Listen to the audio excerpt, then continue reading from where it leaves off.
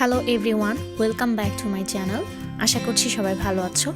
আবারও চলে আসলাম তোমাদের মাঝে নতুন একটি ব্লগ নিয়ে। এটা হচ্ছে আমার বাসার পেছনে ব্যাকইয়ার্ডের একটা ছোট অংশ। আমি যেহেতু রেন্টাল প্রপার্টিতে থাকি, খুব ছোট বাসার পেছনে এক চিলতে জায়গা আছে, ওখানে দাঁড়িয়েই আমি আকাশ দেখি। প্রতিদিন আমি ঘুম থেকে উঠে ব্লাইন্ডস তুলে এখানে দাঁড়িয়ে দাঁড়িয়ে কিছুক্ষণ বাইরের প্রকৃতিটা দেখি।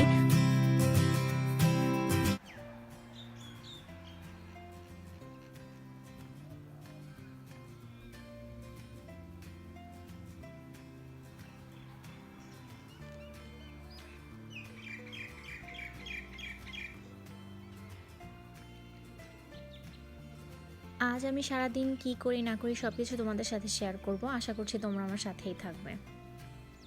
আমার বাচ্চারা যেহেতু এখনও ঘুম থেকে উঠেনি, সকালের এই টাইমটাতে আমি অনেকটা রিল্যাক্স থাকি, আমি আমার নিজের মতো করে সময় কাটাই। আমি এখানে ব্রেকফাস্টের জন্য আগের রাতে করা বিরিয়ানি ছিল, ওখান থেকে একটু রাইস তুলে নিয়েছি, মাংস নিইনি, সাথে মটরশুঁটি, পেঁয়াজ, কাঁচামরিচ আর ডিম দিয়ে এই ফ্রাইড রাইসটা করেছি। আজকে আসলে আমার স্পাইসি কিছু খেতে ইচ্ছা করছিল। মোস্ট অফ দ্য টাইম আমি ওটস অথবা ব্রেড টোস্ট এসবই খাই, কিন্তু মাঝে মধ্যে একটু দেশীয় কিছু খেতে ইচ্ছে করে। তো এটা হচ্ছে আমার আজকে breakfast. What why you need? Okay, never mind. I'll do it now.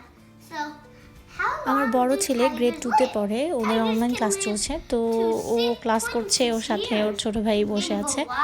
in the wild, And are you reading a storybook? female tigers give birth to every 2 years to 4 cubs at a time. Tigers like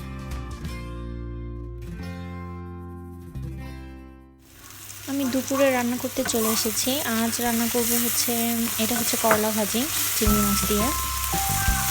এছাড়াও আমি রান্না করব ফুলকপি দিয়ে বারমুন্ডি মাছ দিয়ে, দেশীয় স্টাইলে, যেটা শীতকালে বাংলাদেশে রান্না করে।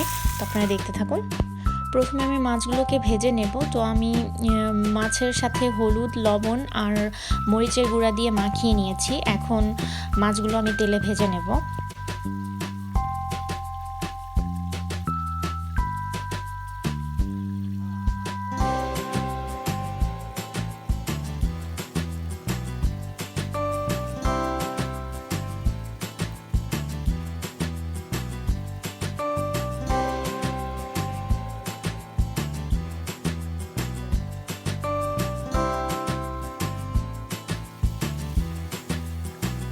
মাছগুলোকে আমি উল্টে পাল্টে দুপাশ ব্রাউন করে ভেজে নেব।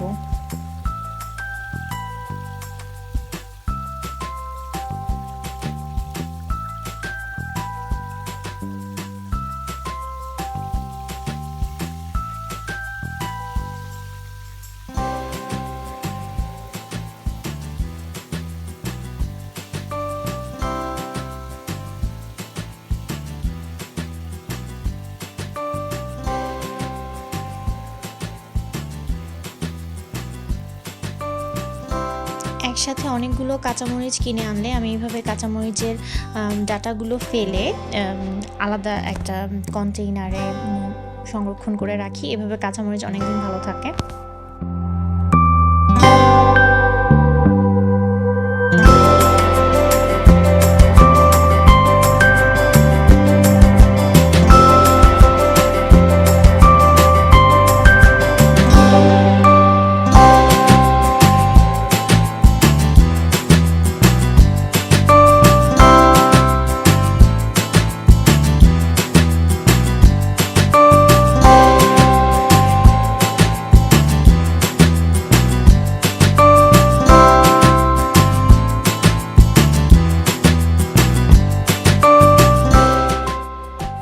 চলে আসলাম রান্নার কাছে। তো মাছগুলো মোটামুটি ভাজা হয়ে গেছে। আমি আরেকটু ব্রাউন কালার হওয়া পর্যন্ত ওয়েট করব, তারপর আমি মাছগুলোকে তুলে নেব।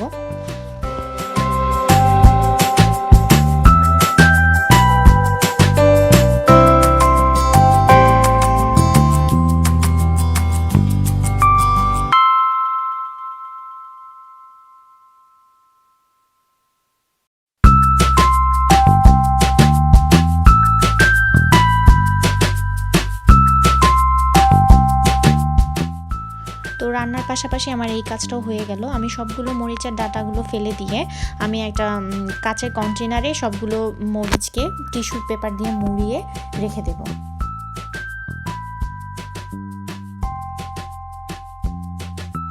এরকম লাল মরিচ থাকলে আমি লাল আর সবুজ দুটো মরিচ একসাথে মিক্স করে ইউজ করি তরকারিতে বা স্পেশালি ভাজিতে, দেখতে খুব ভালো লাগে, কালারফুল হয়। তো আমি মাছগুলোকে একটা প্লেটে তুলে নিলাম, ভাজা শেষ। আর এখানে আমার কাঁচামরিচও হয়ে গেছে, এগুলো আমি রেখে দিব এখন। ওই সেম মাছ ভাজার প্যানের মধ্যে আমি এখন ফুলকপিগুলোকে একটু হালকা ভেজে তারপর তুলে নেব।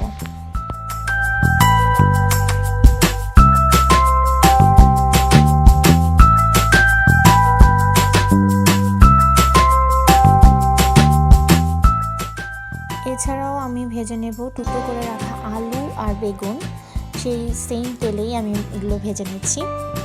আমার বাসায় যদি নতুন আলু থাকে আমি সেটার খোসা ফেলে দিই না, এভাবে খোসা সহ রান্না করি, কারণ আলুর খোসাতে প্রচুর পরিমাণে নিউট্রিশনস থাকে।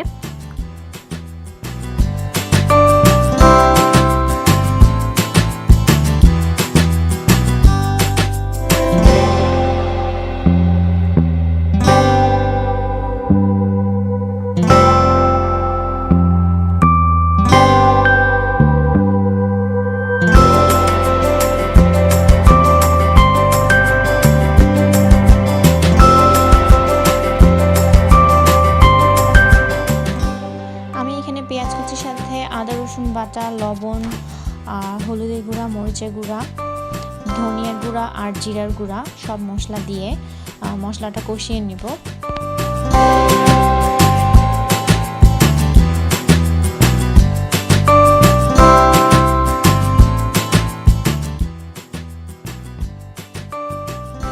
দিয়ে দিচ্ছি একটা টমেটো কুচি।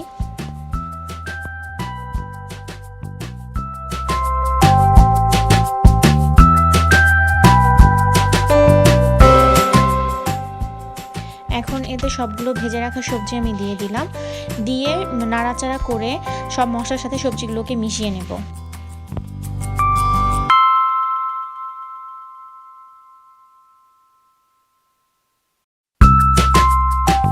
পাশের চুলাতে ভাত রান্না হচ্ছে।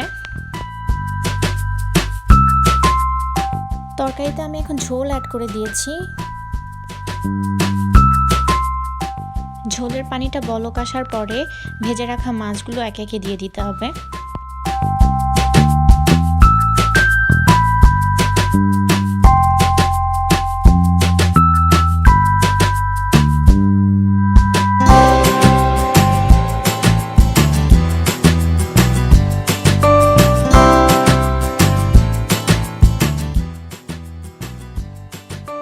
দিয়ে দিচ্ছি ফালি করে রাখা কাঁচামরিচ।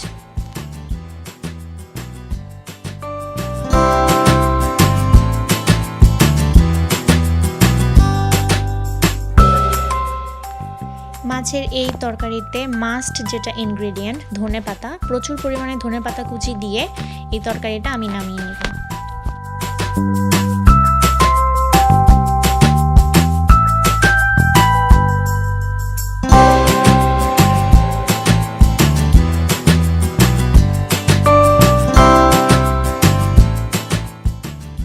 এই হচ্ছে আজ আমাদের দুপুরের খাবার, গরম ভাত, সাথে এটা হচ্ছে চিংড়ি শুটকির ভর্তা, করলা ভাজি,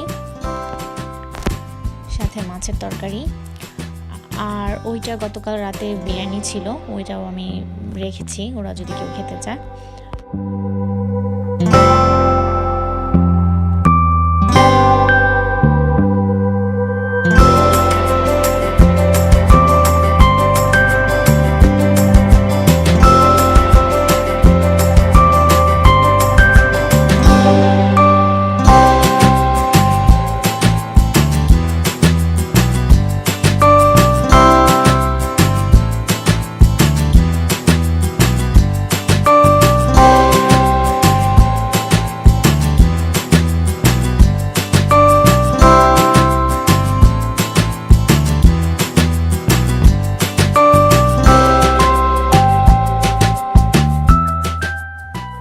মেলবোর্নে এখন স্টেজ 4 লকডাউন চলছে। বাসা থেকে একজন ফ্যামিলি মেম্বার শুধু বাজার করার জন্য বের হতে পারবে।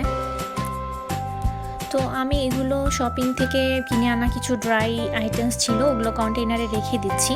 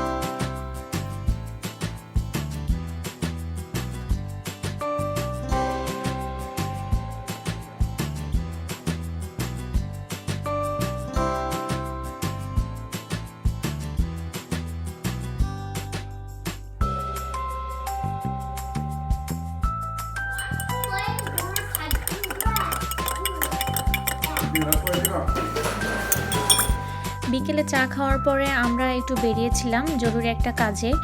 আসলে যদিও লকডাউন চলছে, কিন্তু নিজেরা সাবধানতা অবলম্বন করে মানুষের সংস্পর্শে না গিয়ে কোনো জরুরি কাজ থাকলে সেটা করে নেওয়া যায়। আমরা সবাই গাড়িতেই বসেছিলাম, গাড়ি থেকে কেউ নামেনি, বাচ্চাদের সাথে আমি ছিলাম। তো এইভাবে আসলে বের হলে কিছুটা মাইন্ডটাও ফ্রেশ হয়, যেহেতু আমরা অনেক দিন যাবৎ বাসা থেকে বের হতে পারছি না। বাচ্চারা বড়রা সবাই অনেক বেশি বোর্ড।